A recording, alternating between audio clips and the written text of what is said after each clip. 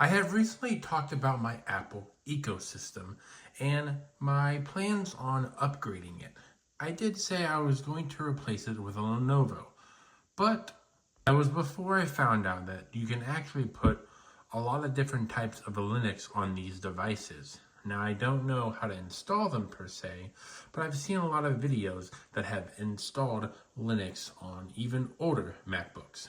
As you can see, a lot of people have decided to combat against the big e-waste companies that just want to sell you products endlessly and have decided to put Linux on a lot of low-end devices, but specifically the MacBook Air for the 2015 model, which is the one that I have.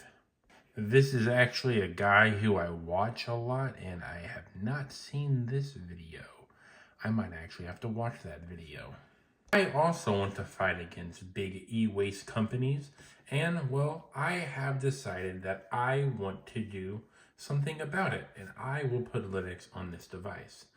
Though I have no knowledge other than the videos that I've watched, but I'm going to be describing what I would like in my Linux MacBook, what I'm looking for that are must-haves and, well, nice things to have but aren't necessary for what I would want in the future.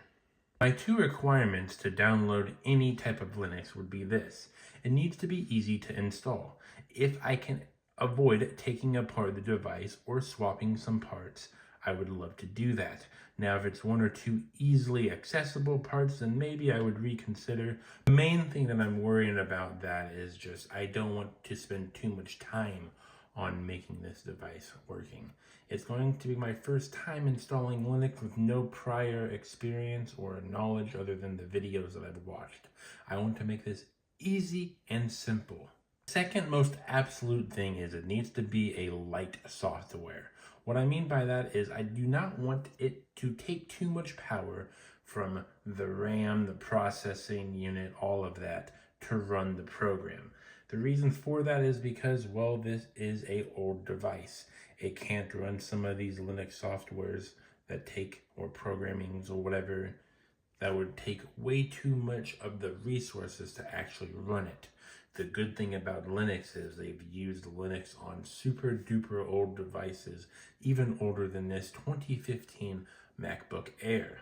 The next two things I don't necessarily need, but it would be nice. For example, animations are cool. This is a type of animation. You click on this one right here, boom, it does that. Like I said, it's not necessary, but animations would be nice. That type of animation is kind of complex looking, so I don't know how someone would program that, but if I'm being honest, why is my device doing that?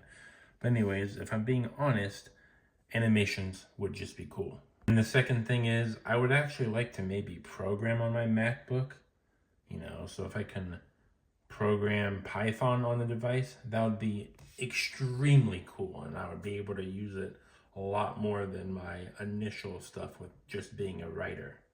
I guess the thing that I'm about to say would be a third thing that doesn't need it but would be cool is if I can have some type of Microsoft Word but for Linux.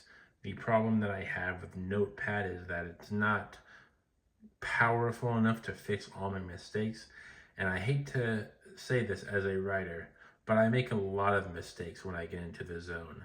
Like, I probably make an average 3 to 4 mistakes in like a paragraph, because if I'm just typing too fast and I'm not worried about grammar, I'm just trying to write and get words on the screen / paper. Now, I have no prior experience with Linux, so if anybody in the comments section wants to be nice enough and inviting enough to actually tell me about Linux and how to operate and use it on my devices, please put them down in the comments. The one thing I will say about the Linux community is that they're actually very nice. Every time I go on Reddit, I have a horrible time, but surprisingly, when it comes to Linux, people who use and talk about Linux on Reddit are at least nice enough to introduce people to Linux. I wouldn't mind going on to someone's personal Discord group chat just so I can learn a few things. about it and then maybe take my leave.